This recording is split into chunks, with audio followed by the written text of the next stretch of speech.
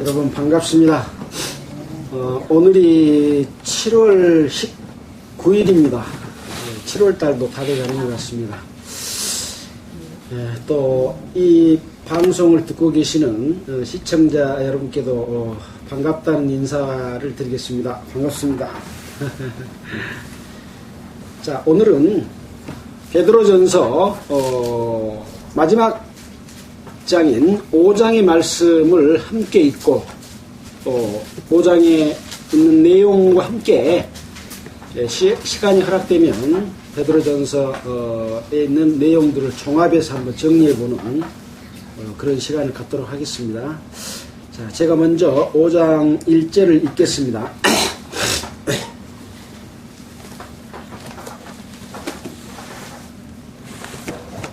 베드로전서 5장 1절 너희 중 장로들에게 권하노니 나는 함께 장로된 자요 그리스도의 고난의 증인이요 나타날 영광에 참여할 자로라. 너희 중에 있는 하나님의 영광을 그렇게 함부로 하지 말고 오직 하나님의 뜻을 쫓아 자원함으로 하며 더러운 일을 위하여 하지 말고 오직 즐거움으로 하며 맡기운 자들에게 주장하는 자세를 하지 말고 오직 양무리의 본이 되라. 그리하면 목자들에게 나타나실 때에 희생이 아니라 영광의 영광을 받으리라. 젊은 자들아 이와 같이 장로들에게 순복하고 다 서로 겸손으로 허리를 동이라. 하나님이 교만한 자를 대적하시되 겸손한 자들에게는 은혜를 주시느니라.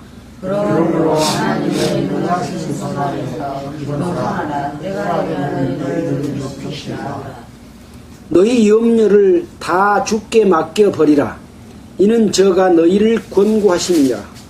근신하라 깨어라. 너희의 정은 하고 사자가 장사 두루다니며 산천자를 찾는 찾나니 너희는 믿음을 굳게 하여 저를 대적하라. 이는 세상에 있는 너희 형제들도 동일한 고난을 당하는 줄을 알미니라.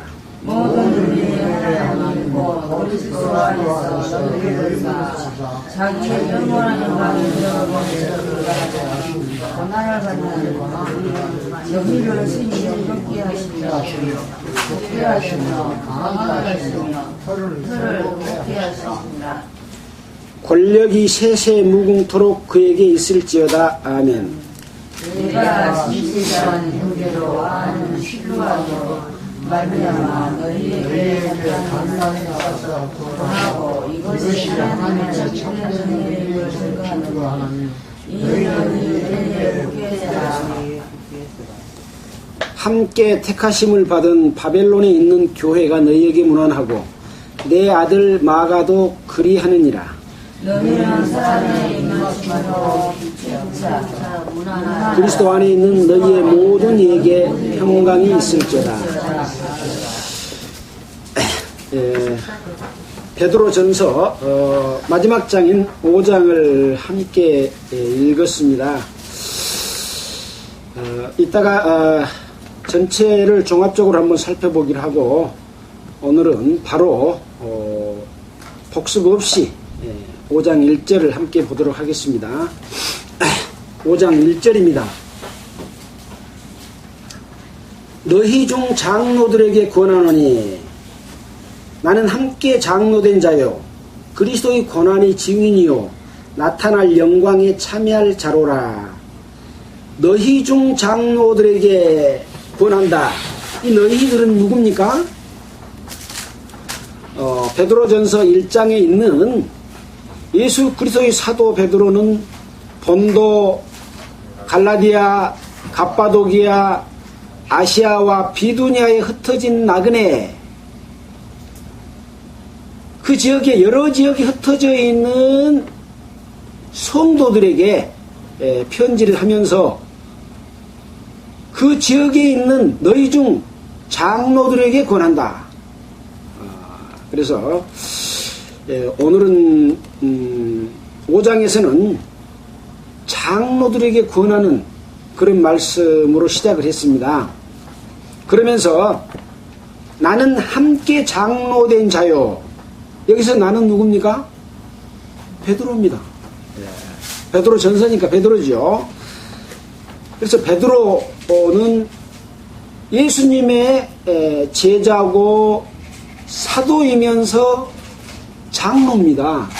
그래서 베드로는 유대인들에게 복음을 전하는 자로 이렇게 알고 있고, 또 사도 바울은 이방인에게 복음을 전하는 자다, 그런 사역을 맡은 자다, 이렇게 알고 있지만 사실은 베드로가 이방인인 고넬료에게 맨 먼저 복음을 전했습니다. 베드로 장로죠. 여기서는 장로입니다. 나는 함께 장로된 자요, 그리스도의 고난의 증인이요. 베드로가 그리스도 고난의 증인입니까? 아닙니까? 예수님이 로마 병정들에 의해서 가룟 유다가 예수를 팔고, 이 사람이 예수다, 내가 입맞추면 그 사람이 예수님인지 알고 잡아라 해가지고 입맞추니까 로마 병정들이 와서 예수님을 잡았잖아요. 그런 모든 광경들을 지켜본 사람이 베드로입니다. 또 예수님께서 네가 나를 3번 부인할 것이다 라고 말했을 때, 나는 결코 부인하지 않겠습니다 해놓고 두려워가지고 3번 부인했던 그런 사람이었고, 또 예수님의 처형 광경을 이렇게 멀찍이서 지켜봤던 그런 당사자, 그리스도 고난의 증인이요. 물론 돌아가실 때도 지켜봤지만 예수님이 이 땅에 오셔서 하나님의 아들인 것을 많은 사람들에게 나타내 보이지 않습니까? 뭘로 하나님의 아들로 나타나 보였습니까? 기사와 능력을 행함으로 인해서 하나님의 능력을 보여줌으로써 하나님의 아들이다, 하나님께로부터 보내심을 입은 사람이다 라고 하는 것을 나타내 보일 때도 증인이었습니다. 자, 그래서 그런 일을 하는 가운데서 예수님이 고난을 받았을 때 누구에게 고난을 받았습니까? 여호와 하나님을 잘 믿는다고 하는 대제사장과 장로들과 서기관들과 바리새인들로부터 고난을 받았죠. 결국은 그들에 의해서 십자가에 못 박혀 죽었을 때 그 고난의 증인이다. 또 뭡니까? 나타날 영광에 참여할 자로라. 예수님은 돌아가셨다가 아리마대 부자 요셉의 묘지에 장사되었다가 3일 만에 이미 부활해서 영광스러운 몸을 입었습니다. 그리고 40일 동안 이 땅에서 자기 자신을 나타내 보였지 않습니까?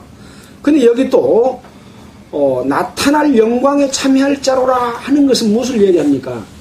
앞으로 예수님이 40일 동안 이 땅에 계시다가 승천하신 이후에 내가 다시 오겠다, 그때는 영광스러운 모습으로 오겠다라고 말했을 때, 다시 오실 그 예수님의 그 나타날 영광에 참여할 자로라 라고 말씀을 하고 있죠. 그래서 다시 오신 예수님은 우리에게 영광의 예수, 처음에 오실 때는 어떤 예수로 오셨습니까? 고난의 예수, 죽어주시기 위해서, 사람을 구원하러 오시기 위해서 죽으러 오신 예수인데, 이제 다시 나타날 예수님은 하늘의 영광과 하나님의 권능과 위엄을 가지고 우리를 동일한 지체로서 함께 영광을 받기 위해서 오실 예수이죠. 근데 그 영광에 참여할 자답니다. 이 말은 뭔 말입니까? 영광에 참여하지 못할 자도 있는 것이지 않겠습니까? 네. 그래서 베드로 장로는 나타날 영광에 참여할 자다라고 먼저 전제를 하면서 말씀을 하고 있습니다. 너희 중에 있는 하나님의 양무리를 치되, 너희 중에, 여기서 너희는 누굽니까? 장로들에게 권하노니 장로들 너희 중에 있는 하나님의 양무리를 치되, 본도, 갈라디아, 갑바도기아 이런 지역에 있는 흩어져 있는 그 하나님의 양무리, 거듭난 하나님의 자녀들이죠. 시대 부득이함으로 하지 말고 오직 하나님의 뜻을 좇아 자원함으로 하며 더러운 일을 위하여 하지 말고 오직 즐거운 뜻으로 하며 맡기운 자들에게 주장하는 자세를 하지 말고 오직 양무리의 벌이 되라. 이 장로들에게 몇 가지를 이렇게 이야기를 합니다. 양무리를 친다. 양무리를 친다 그 말은 무슨 말입니까? 목자가 양무리를 친다. 양이 좋은 꼴을 먹을 수 있도록 좋은 풀밭으로, 초장으로, 또 좋은 물을 먹을 수 있도록 물가로 인도해 주는 것이 양무리를 치는 겁니다. 이리 가라 저리 가라 회초리로 때리는 게 양무리로 치는 것이 아니고, 목자가 가면 이 양들은 목자를 따라서 오는 거죠. 여기 뒤에 뭐라고 그랬습니까? 양무리의 본이 되라 라고 말하고 있지 않습니까? 부득이함으로 하지 말고 오직 하나님의 뜻을 쫓아 자원함으로 하며, 부득이함으로 하지 말며, 부득이함으로 하는 사람이 있었는가 봐요. 그러니까 부득이함으로 하지 마라. 뭐 어떻게 해라? 자원하는 마음을 가지고 해라. 그래서 이 장로들 중에는 정말 성령의 감동함을 입고 예수님의 은혜와 그 고난을 느끼고 자원하는 사람으로 있는가 하면 그 직책에 따라서 부득이함으로 하는 사람이 있었던 거죠. 그래서 자원함을 하며 더러운 일을 위하여 하지 말고, 더러운 일을 위하여 하지 말고는 뭔 말입니까? 더러운 사람을 위해서 하지 말고 그 말입니까? 아닙니다. 더러운 이득을 위해서 하지 말며, 원어에 보면 이득이라고 나와 있습니다. 그러니까 양무리를 치는 목자인데 이익을 위해서 해. 양을 팔아서 돈을 살라고 해. 그 양을 기른 목적이 그렇게 되면 안 되죠. 세상에서 양을 기를 때는 그 양으로 인해서 이득을 보기 위해서 합니다. 그러나 하나님의 양, 하나님의 자녀들을 기르는 그 장로들은 그 양들을 팔아서 자기 이득을 취하기 위해 사는 것이 아닙니다. 그래서 봉사하게 하는 것이고 교회를 세우기 위해서 하는 겁니다. 다릅니다. 세상의 목자하고는 다릅니다. 근데 목자하고 다를 정도뿐만 아니라 아예 처음부터 옳지 않는 마음을 가지고 목자를 갖다가 구렁텅이에 이익을 얻어야 될 그 양마저도 구렁텅이에 빨쳐가지고 자기만 이익 보려고 하는 그런 불량한 목자들도 있죠. 더러운 이득을 위하여 하지 말고 오직 즐거운 뜻으로 하며, 이 더러운 이득을 위해서 했던 사람들이 많이 있었죠.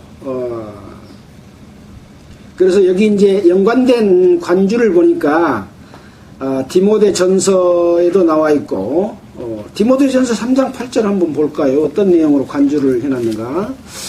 디모데 전서 3장 8절 한번 보겠습니다.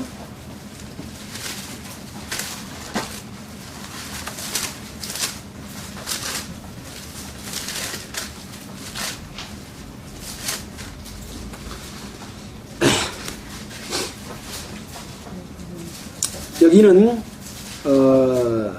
감독과 집사의 자격을 설명하면서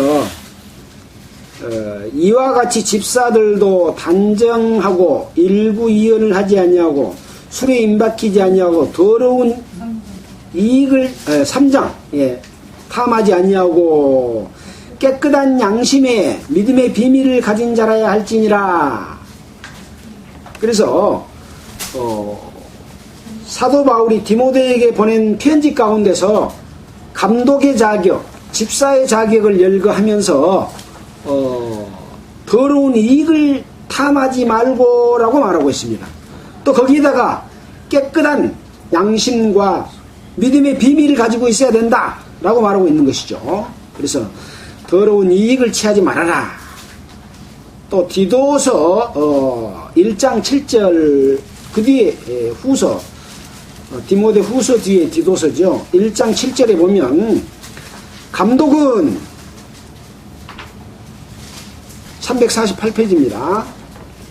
감독은 하나님의 청지기로서 책망할 것이 없고 제 고집대로 아니하며 급히 분내지 아니하며 술을 즐기지 아니하며 굿하지 아니하며 더러운 이익을 탐하지 아니하며 오직 나그네를 대접하며 선을 좋아하며 근신하며 의로우며 거룩하며 절제하며 믿음 말씀의 가르침을 그대로 지켜야 하리니 이는 능히 바른 교훈으로 권면하고 거스려 말하는 자들을 책망하게 하려 함이니라.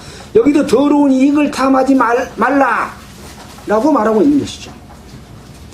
그래서 약물인 교회의 성도들을 통해서 이익을 취하려고 하는 것은 더러운 이익을 취하는 것이다. 잘못된 것이다. 라고 지적을 하고 있습니다. 오직 즐거운 뜻으로 하며 3절입니다. 다시 베드로전서 5장 3절입니다.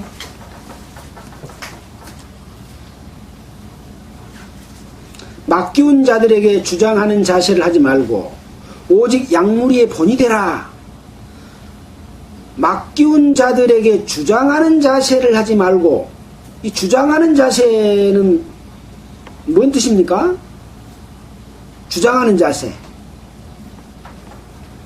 어떤 의견이 있는데, 어떤 내용이 있는데, 일이 있는데, 자기가 그냥 자기 마음대로 해버려.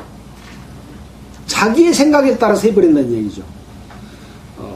좀 표현이 어렵게 되어 있습니다. 그래서 헬라어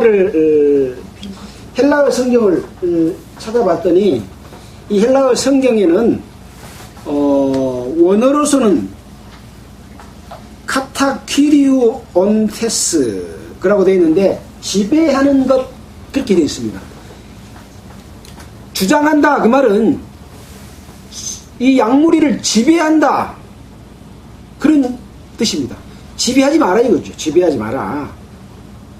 목자가 약물이를 지배하는 것이 아니다. 장로가 교회를 지배하는 것이 아니다 그 말입니다. 네. 장로가 교회를 지배하는 데 있습니까? 없죠. 지금 현대 교회도 별로 없습니다. 요새는 누가 지배해요? 장로도 아닌 목사가 지배를 해. 이거는 성경과 완전히 다른 겁니다. 완전히 다른 겁니다. 이따가 또 찾아보겠습니다. 여기 장로는 아까 우리가 디모데전서, 디모데후서, 디도서에 나와 있는 목회서신이라 그러지 않습니까? 그 목회서신의 그 감독과 장로, 그 감독입니다. 감독. 감독 밑에는 누가 있습니까? 집사가 있습니다. 그래서 방금 말한 그 목사는 그 근처에도 못 갑니다. 성경에 있는 목사는 그렇습니다. 주장하는 자세, 지배하는 자세를 하지 말고 오직 약물이의 본이 되라. 그러면 어떻게 해요? 약물이의 본이 되려면 앞장서서 먼저 어떻게 해요? 푸른 초장으로 잔잔한 물가으로 깨끗한 물가으로 인도해서 먼저 가는 거죠. 먼저 실천하는 것이죠. 뭐 풀 뜯어먹으라고 말은 아니죠. 세상의 일을 통해서 자기가 일을 하고 거기에서 먹고 사는 것도 풀 뜯어먹는 거와 같은 것이잖아요. 또 무엇을 해요? 사람은 음식을 먹고 살지만 하나님의 자녀들은 뭘 먹고 살아요? 하나님의 말씀, 하나님의 올바른 뜻, 바른 교훈으로 교훈하며 지금 베드로 전서에 여러 가지 구원하는 말이 있습니다. 이따 한번 종합적으로 정리해 보겠습니다. 제가 보니까 23가지, 24가지, 25가지 이런 여러 가지 구원하는 말들이 있습니다. 이런 것들을 몸소 앞장서서 실천하는 본이 되는 그런 삶을 살아는 것이죠. 어쩌지 말고 지배하지 말고 자기는 하도 안 하면서 이런 가서 일을 열심히 하고 교회 일을 위해서 돈을 바치고 헌금을 하고 나는 가르치는 자니까 나를 대접해라 그런 게 아니라는 거죠. 이상하다. 장로를 대접하는 경우도 있나? 좀 이상하지 않습니까? 예. 장로를 대접한 내용, 이제 이번에도, 그 초창기에 우리 교회에 함께 있다가, 교회가 사업을 하면서 변질된 것을 보고 나갔던 그 형제님들을 한번 만났는데, 그런 말씀을 하더라고요.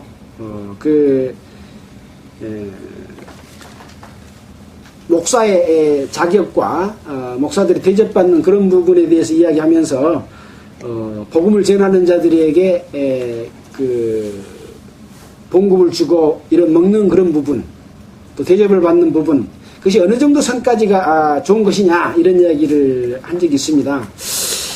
디모데후서에 보면은 그 나와 있는 내용이 있죠. 디모데후서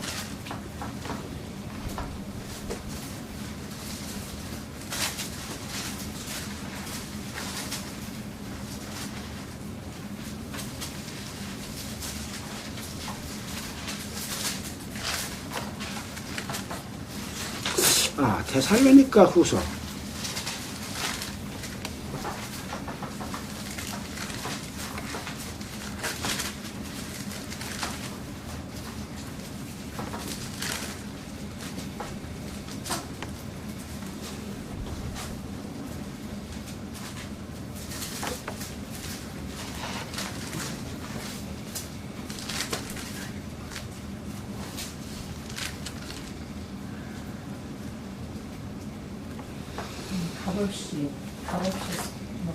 예, 장로들에게 한 내용이 있는데 얼른 못 찾겠네요.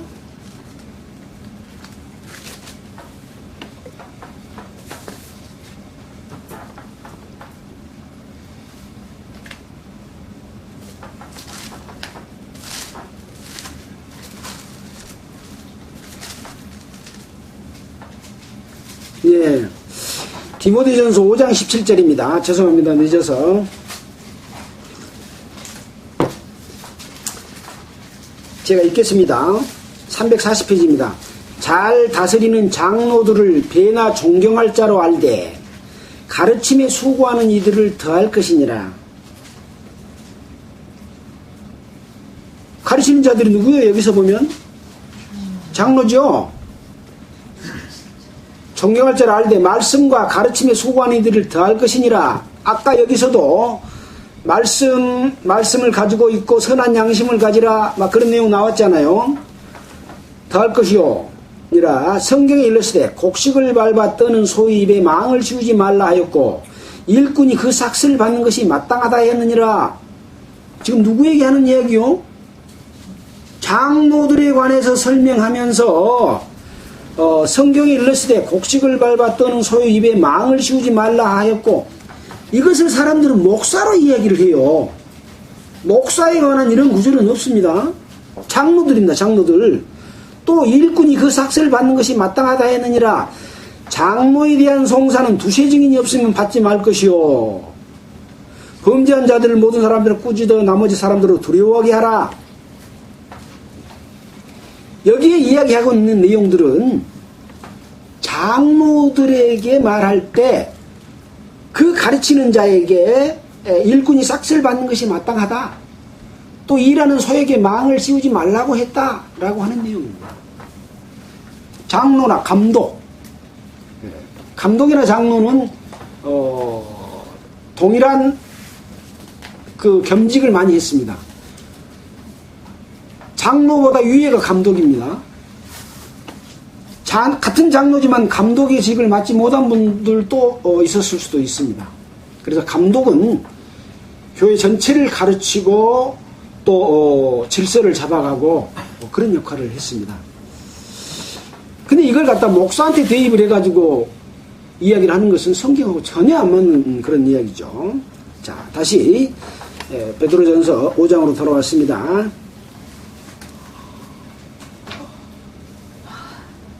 약물의 번이 되라. 그러면 목자장이 나타나실 때 시들지 아니하는 영광의 면류관을 얻으리라. 그리하면 목자장이 나타나실 때, 지금 장로들은 뭡니까? 목자입니다. 목자. 아까 약물이를 치라 그랬지 않습니까? 장로들은 목자예요. 목자. 약물이를 치는 사람은 목자거든요. 근데 목자장은 누구요? 목자 중에서 대장이요. 목자 중에 대장은 누굽니까? 예수님입니다. 그래서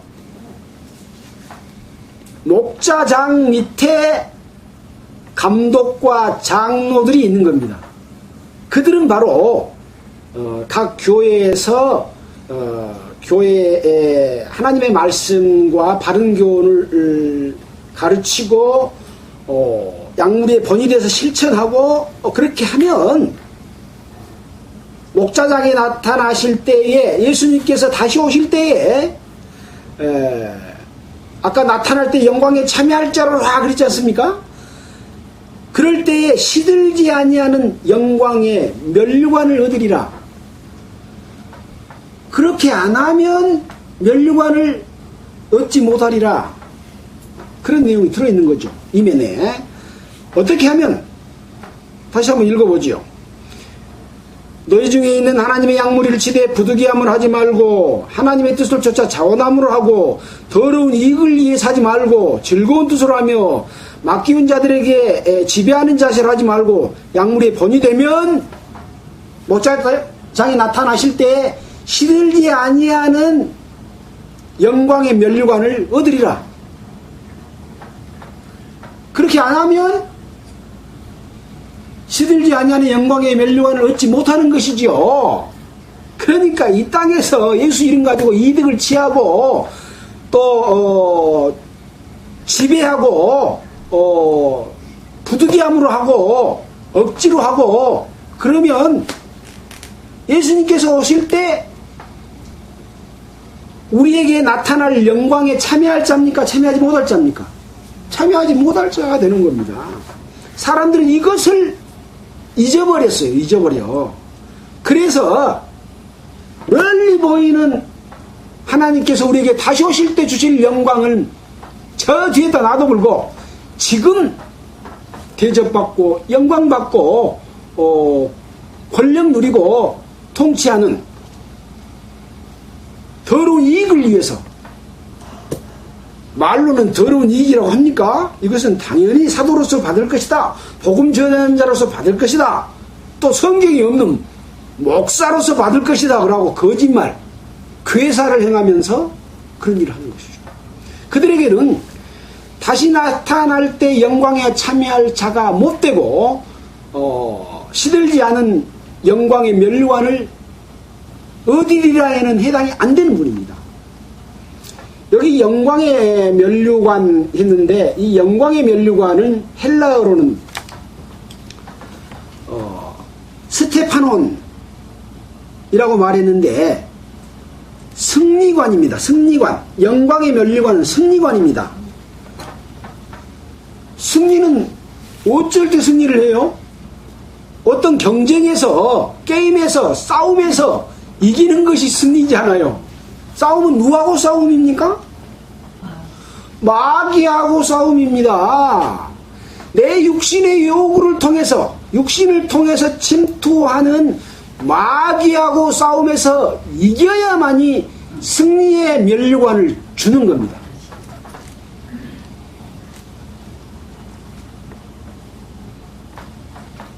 자, 5절입니다. 젊은 자들아 이와 같이 장로들에게 순복하고 다 서로 겸손으로 허리를 동이라. 하나님이 교만한 자를 대적하시되 겸손한 자들에게는 은혜를 주시느니라. 장로들은 늙을 길장자 늙을 노자를 써서 장로 그렇게 한문으로 되어 있습니다. 장로 반대는 뭐요? 젊은 자들입니다. 젊은 자들, 늙지 않는 젊은 자들. 이와 같이 장로들에게 순복하고 다 서로 겸손으로 허리를 동이라. 겸손으로 허리를 동이라. 허리끈으로 허리를 동여야지 어떻게 겸손으로 허리를 동이겠습니까? 겸손하는 마음의 자세, 허리에 허리끈을 동이지 않으면 힘이 있어요, 없어요? 없어요. 없어요. 배가 푹 튀어나오면 힘이 없어서 무거운 거 들도 못해. 허리끈으로 꽉 조였을 때 탁 힘을 쓸 수가 있는데 뭘로 허리끈을 만들어요? 겸손한 것으로 허리끈을 했을 때 이 젊은 자들의 겸손이 나타나서 하나님의 교만한 자를 대적하실 때 겸손한 자들에게 은혜를 주시는 것이죠. 다른데 또 허리를 동인단 말이 또 있었어요. 이 베드로전서에 1장에가 있었죠. 1장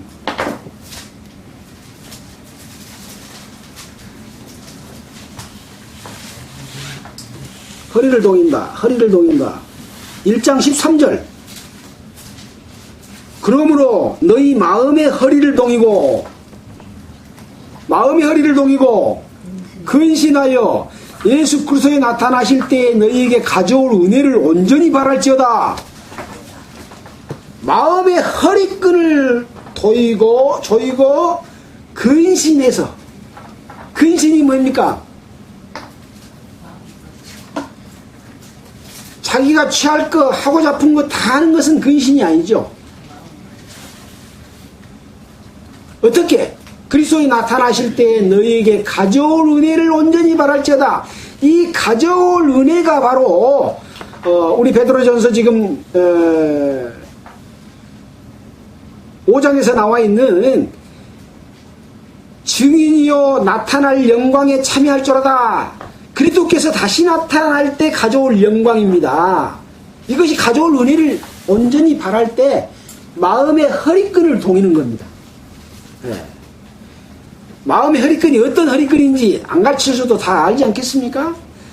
욕심을 위해서 살지 않는 것이 마음의 허리끈입니다.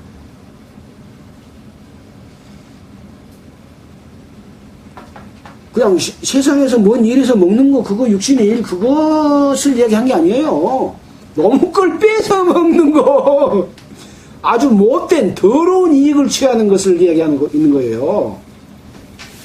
예수 이름을 가지고 복음을 전해놓고 그걸 팔아먹고 돈 받아가면서 더러운 이익을 취하는 거예요. 네. 그것만 합니까?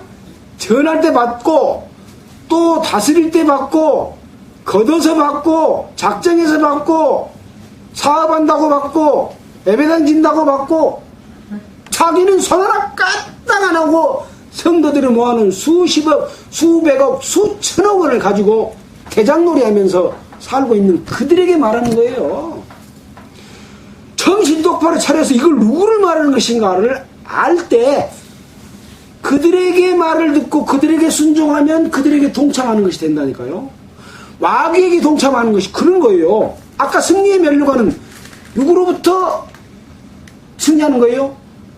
그런 세력, 마귀의 세력으로부터 이겨내는 것이 승리의 면류관입니다.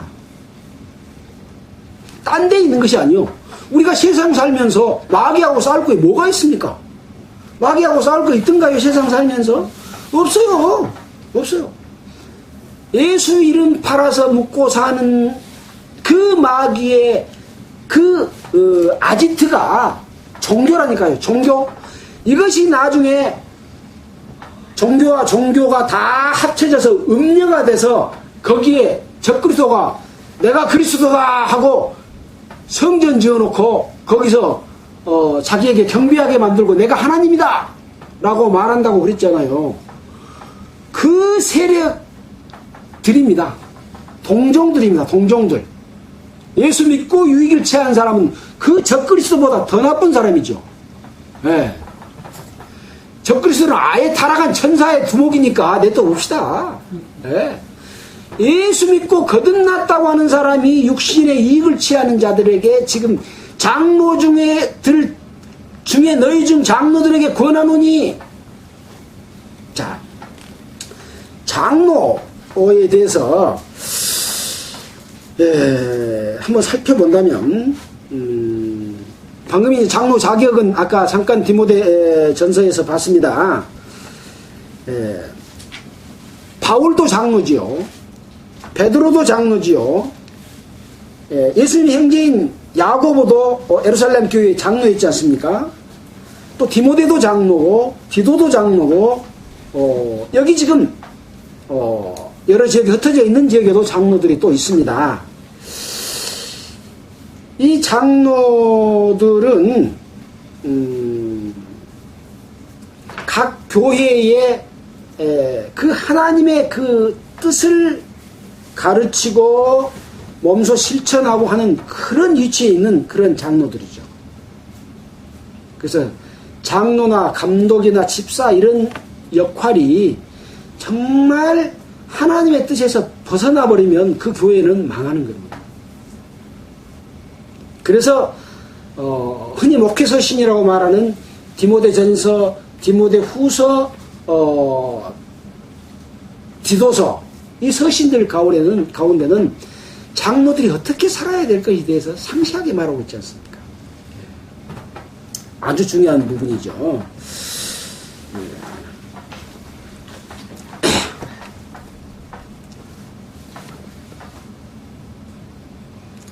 5장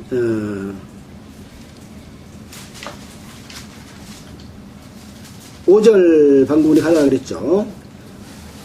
교만한 자를 대적하시되 겸손한 자들에게 은혜를 주시느니라.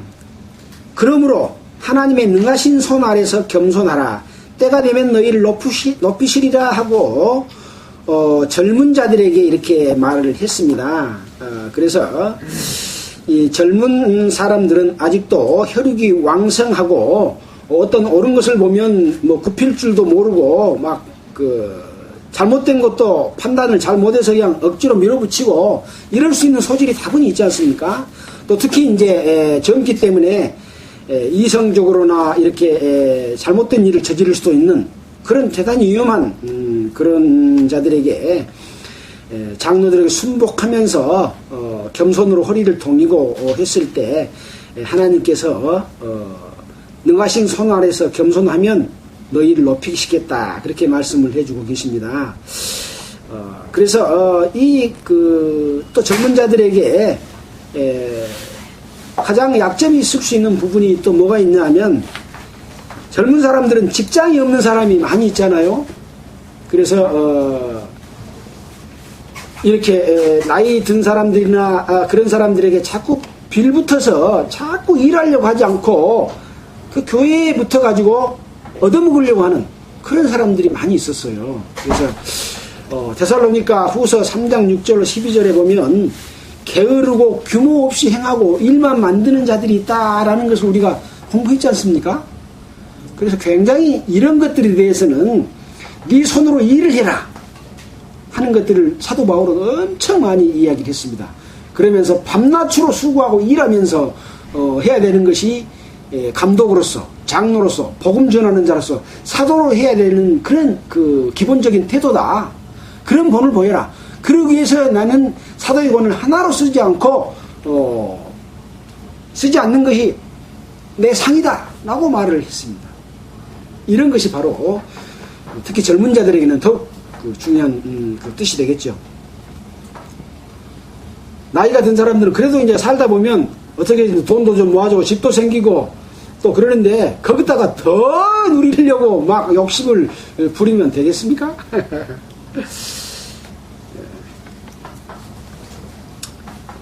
7절입니다. 너희 염려를 다 주께 맡겨버리라. 다 주께 맡겨버리라. 이는 저가 너희를 권고하시니라.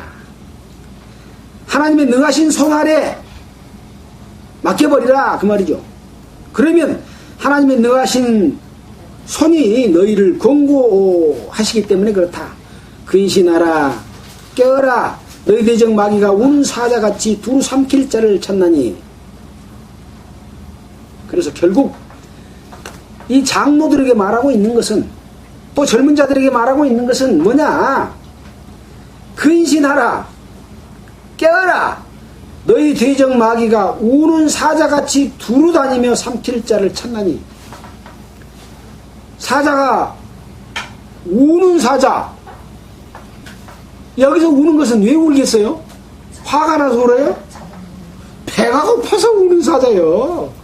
먹잇감을 찾는 사자다니까요. 그래서 다른 성경에 보니까 포유를 위해서 먹을 음식을 찾기 위해서 우는 사자같이 달려든다 이거예요. 뭡니까? 이 먹잇감이 뭡니까? 자기 배를 위해서 예수 그리스도를 배신하는 음녀입니다. 음녀. 예수를 배신하는 게 음녀예요. 하나님을 배신하는 것이 음녀지 않습니까? 그래서 우리가 잘 아는 에베소서 6장 10절 한번 보겠습니다. 에베소서 6장 10절. 에베소서 6장 10절.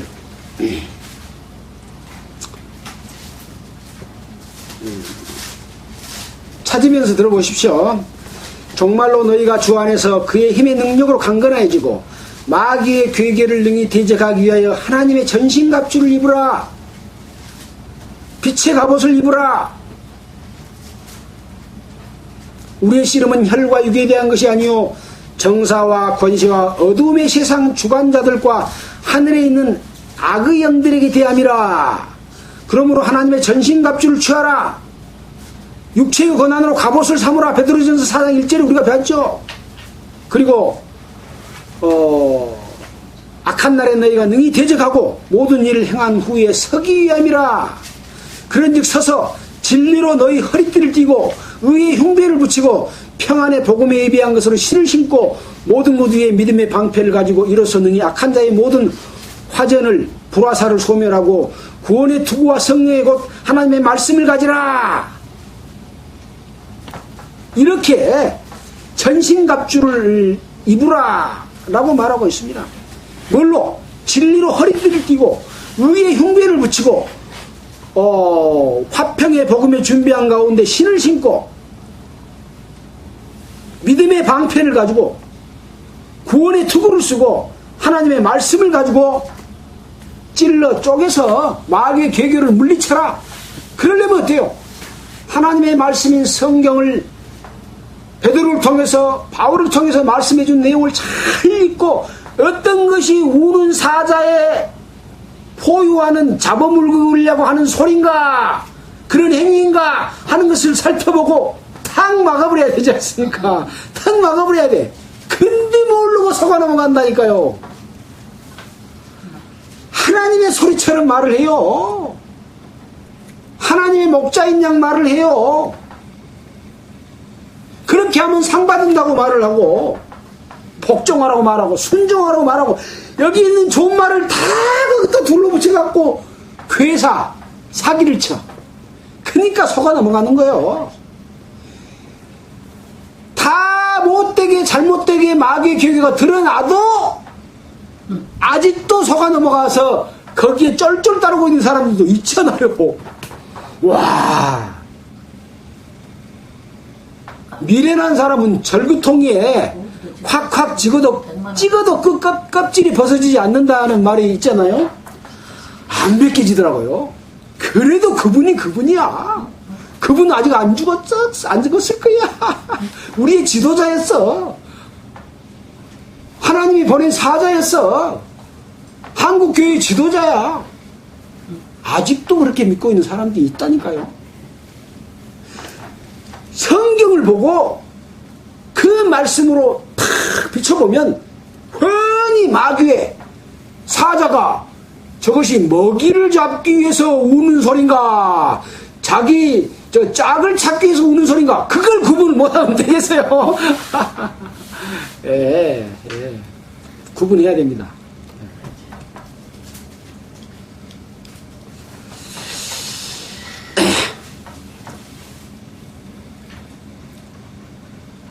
구절입니다. 너희는 믿음을 굳게 하여. 믿음을 굳게 하여 뭘 믿어야 됩니까? 방금 우리가 에베소서 찾아봤습니다만은 찾지 마십시오. 제가 읽겠습니다. 시간이 없으니까. 4장 13절에 보면 우리가 다 하나님의 아들을 믿는 것과 아는 일에 하나가 되어 온전한 사람을 이루어 그리스도의 장성함 분량에 충만한 데 이르리니 이는 우리가 이제부터 어린아이가 되지 아니하여 사람의 괴술과 간사한 유혹에 빠져 모든 교훈의 풍지에 밀려 요동치 않게 하려 함이라. 우리가 다 하나님의 아들을 믿는 것과 아는 일에 하나가 되어 온전한 사람을 이루어 장성한 데까지 충만한다. 그래야만이 사람의 괴술과 간사한 유혹에 빠지지 않는다. 모든 교훈의 풍조에 밀려 요동치 않는다 그랬습니다. 그래서 근신하라 깨어라 너희 대적 마귀가 우는 사람 같이 찾아다니며 삼킬 자를 찾는데 믿음을 굳게 하여, 그 말은 하나님의 아들을 믿는 것과 아는 것에 대해서 제대로 알아야 된다 그 말입니다. 이는 세상에 있는 너희 형제들도 동일한 고난을 당하는 줄 알미니라. 모든 은혜의 하나님 곧 그리스도 안에서 너희를 부르사 자기의 영원한 영광에 들어가게 하시니가 잠깐 고난을 받은 너희를 친히 온전케 하시며 굳게 하시며 강하게 하시며 털을 견고케 하시리라. 그래서 이 하나님의 말씀을 제대로 알고 믿고 실천하게 되면 어쩌요? 고난을 당할 수밖에 없어요.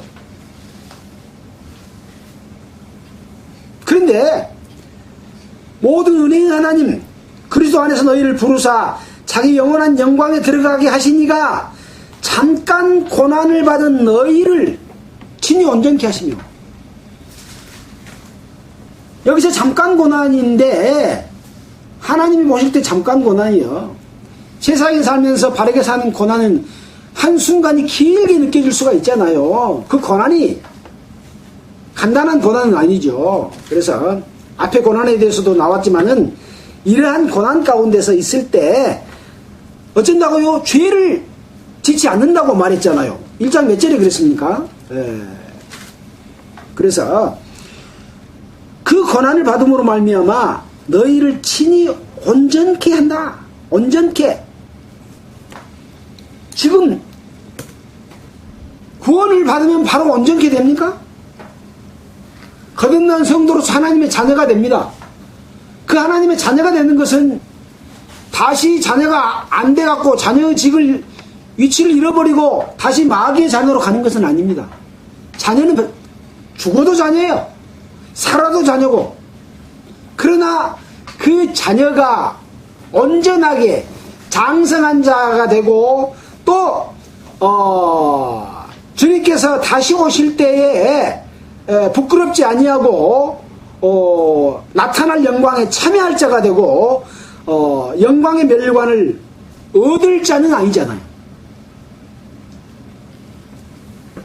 그래서 그 고난을 받은 너희를 친히 온전케 하시며,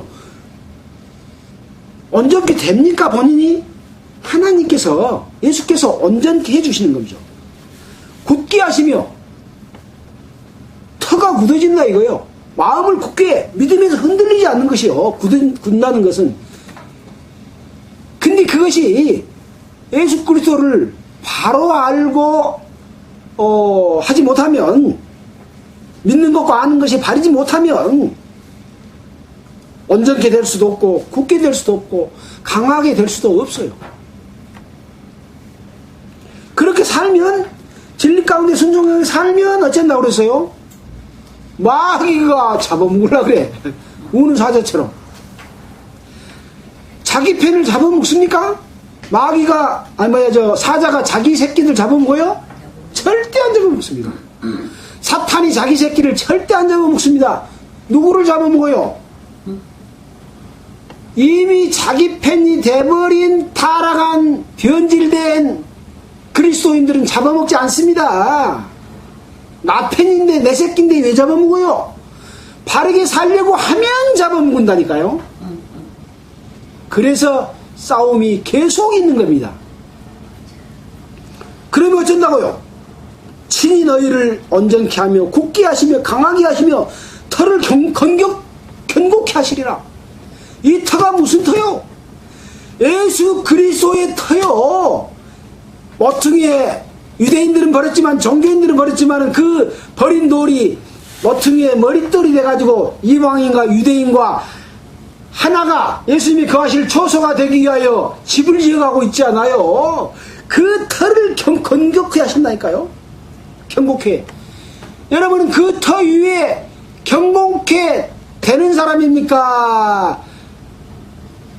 미혹과 유혹에 흔들려서 갈팡질팡하고 이거 옳은지 그런지 모르고 사는 사람들입니까? 네? 이 베드로 전설을 통해서 베드로 사도도 바울 사도가 말했던 것처럼 이렇게 마귀의 괴계에 넘어가지 말라고 이렇게 이야기를 하고 있습니다. 경곡케 하시리라. 권력이 세세 무궁토록 그에게 있을지어다. 영원한 영광에 들어가신 이에게 있을지어다. 예수 그리스도에게 있을지어다. 아멘. 여러분도 아멘 해집니까? 하하, 이거 아멘 못할 사람들은 큰일 나요. 아멘 못할 사람이 많습니다. 여러분, 많습니다. 교파의 교회가 교회예요? 아닙니다. 그 속에 있는 성도만 교회고, 그 속에 있는 성도 중에서도 하나님께 영광을 받을 사람은 극히 적습니다. 작습니다. 적습니다. 두리뭉실 적당하게 우아히 떼끌어서 가질 것 같습니까? 천만의 말씀입니다. 천만의 말씀입니다. 네. 권력이 세세무궁토록 예수 그리스도에게 영원한 영광에 들어가신 이에게 또 다시 오시는 그분이 가져올 그 영광에 참여할 자들에게 영원히 세세무궁토록 함께 할지어다. 예, 함께 할 겁니다. 잘 살펴봐야 됩니다. 내가 그 속에 참여될 자인가 아닌가 말씀을 속에서 비춰봐야 됩니다. 안 보이면 보일 때까지 봐야 됩니다. 말씀이 희미하게 됐으면 깨끗이 닦아서 봐야 됩니다. 말씀이 안 깨끗합니까? 자기 마음이 안 깨끗한 거예요. 자기 마음의 거울을 깨끗이 닦아서 순전하게 만들어 놓고 성경을 봐야 됩니다. 그 목사들의 괴사의 말을 갖다가 딱 담아놓고 그걸로 성경을 보면 볼 수가 없습니다. 왜? 이미 자기 색깔로 마귀의 색깔로 우는 사자처럼 예수 믿는 자를 잡아먹기 위해서 소리 지른 그 음성으로 딱 칠해놔가지고 잡아먹게 돼 있기 때문에 말씀을 봐도 안 보입니다. 그거 벌써 던져버리고 교파에서 가르친 거 던져버리고 말씀에 딱 하나님 앞에 1대1로 서면 보입니다.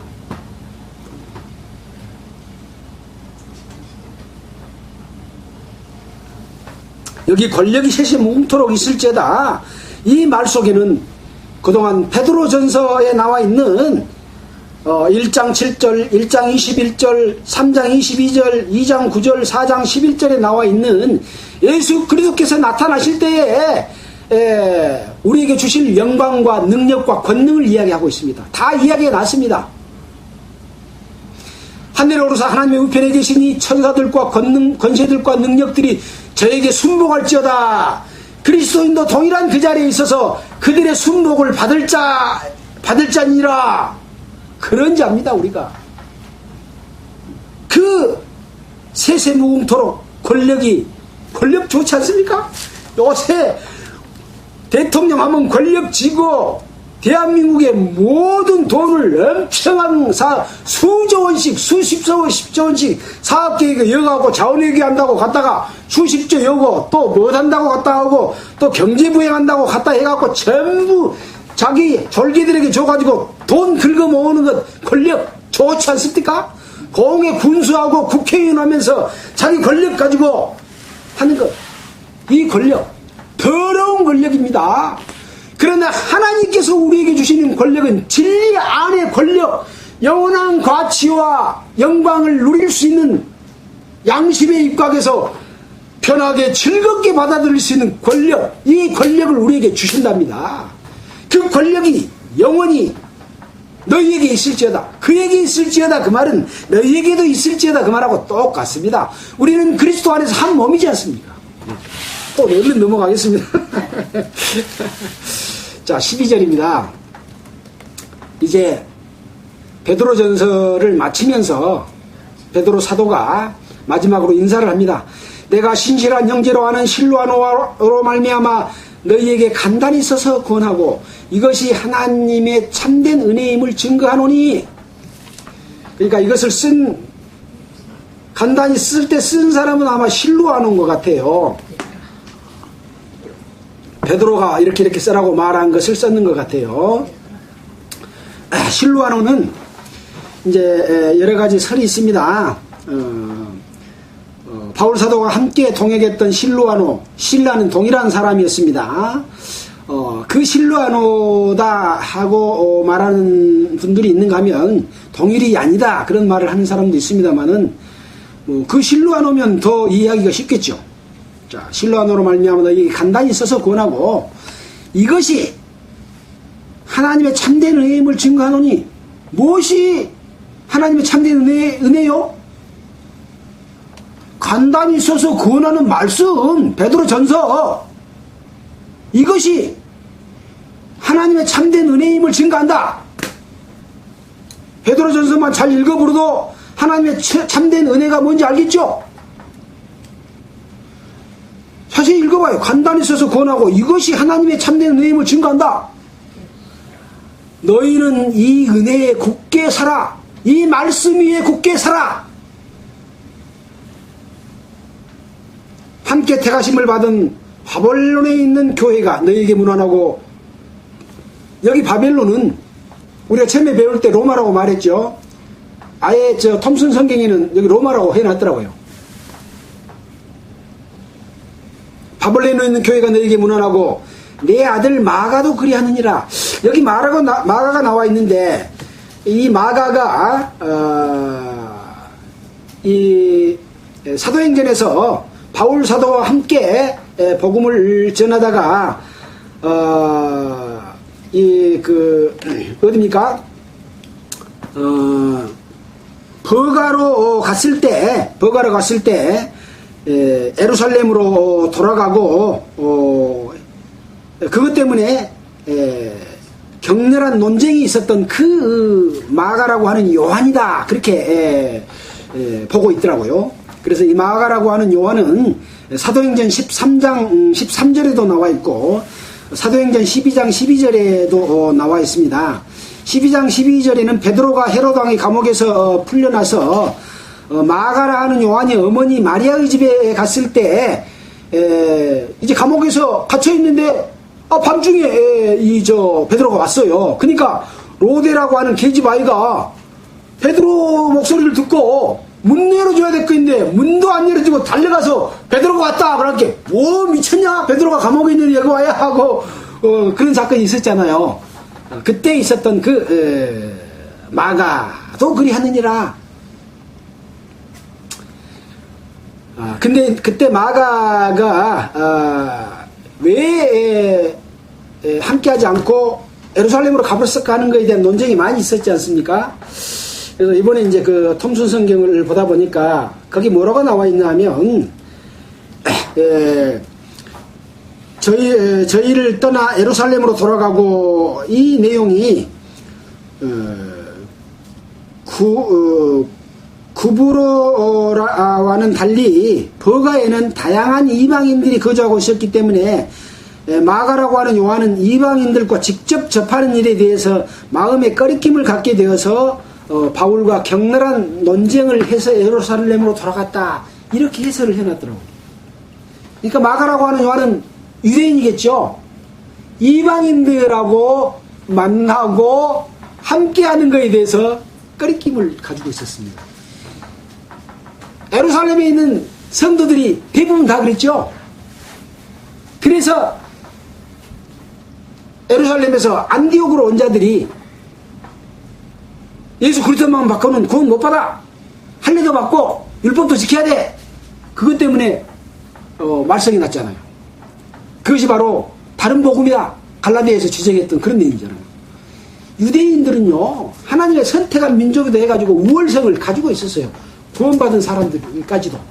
마가라고 하는 요한도 톰슨성에서 말한 그런 것이 그대로라면 마가도 비유대인들이 구원받는 것에 대해서 마음의 꺼리낌을 가지고 있었습니다.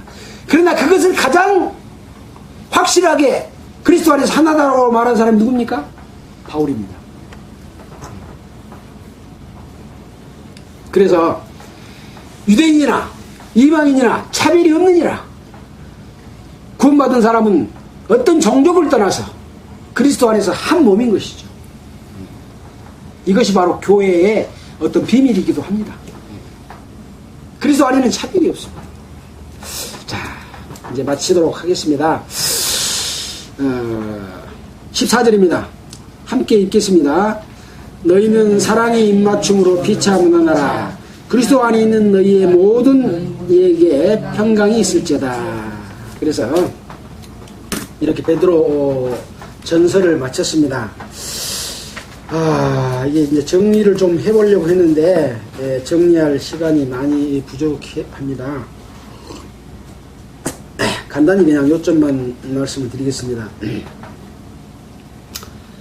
베드로 사도는 로마에서 네로 황제의 핍박이 있기 직전의 해에 이 베드로 전서를 여러 지역에 흩어져 있는 성도들에게 보내면서 핍박에 다가올 것을 예상하고 어떤 핍박과 고난이 있을지라도 그리스도인으로서 올바른 삶을 살도록 권면하고 있습니다. 그 권면할 때마다 항상 무엇을 먼저 이야기해 줍니까? 우리가 가지고 있는 것은 산 소망이다. 죽은 소망이 아니다. 죽음을 초월하는 그런 영원한 영광의 삶을 살 수 있는 자들이다 라고 그 이유와 당위성과 가치에 대해서 말씀을 먼저 하고, 그러므로 여러분들은 어떤 핍박과 고난이 있을지라도 이렇게 살아라 라고 말씀을 하신 겁니다. 주로 뭡니까? 그리스도인으로서 당연히 선한 양심을 가지면 살 수 있는 그러한 삶에 관한 이야기들입니다. 어려운 것은 뭐였습니까? 마귀의 유혹을 따라서 예수 이름으로 행하는 우는 사자처럼 달라드는 그 괴계를 행하는 거짓 선지자들, 타락한 육신의 욕심을 따라서 사는 그 장로들, 요새 말하면 목사들일 겁니다. 목사가 그렇게 성경과 다르게 높아져 있으니까 그들로부터 속아 넘어오지 않고 믿음을 지키는 것. 그래서 무려 23가지나 말씀을 했습니다. 그 내용은 이것만 잘 지키면, 아까 뭐라 했습니까?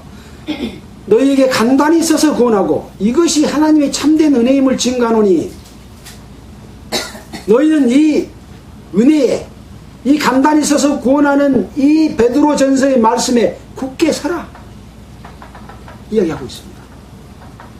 예, 이것이 바로 참된 은혜다, 이것을 증거한다 라고 말하고 있습니다.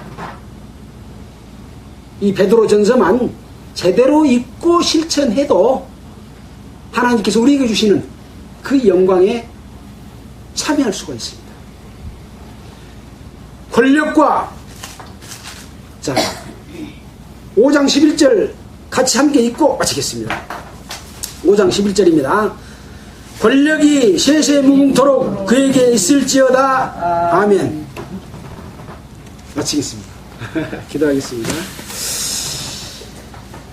하나님 아버지, 감사와 감사를 드립니다. 베드로 사도를 통해서 그리스도인들이 어떻게 살아야 될지, 또 특별히 장로들이 어떻게 살아야 될지, 또 마귀의 계계가 무엇인지 상세하게 말씀해 주셨습니다. 하나님 아버지, 마귀의 계계를 올바르게 판단하고 거기에 넘어가지 않도록 우리를 지켜주시기를 원합니다. 말씀을 듣는 모든 성도들이 주님의 은혜가 함께 해주시기를 원합니다. 앞으로 교회 가는 모든 일들 가운데 주님께서 친히 주인이 되어주시고 주의 뜻을 이루어가는데 저희들의 부족함이 없도록 주님이 도와주시길 원합니다. 우리 구주 예수님 이름으로 기도했습니다. 찬송가 167장이요? 167장입니다.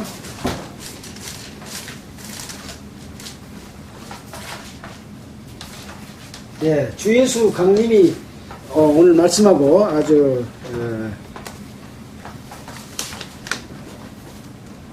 167장입니다.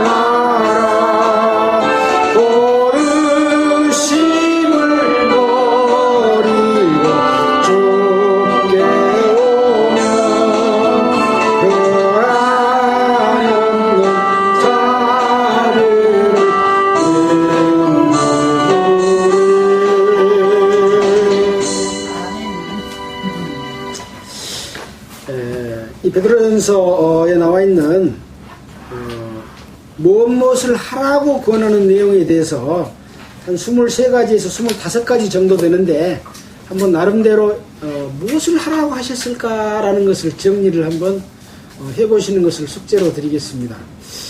사실은 그것을 빨리 나열 좀 하려고 했습니다. 근데 시간이 너무 많이 지나서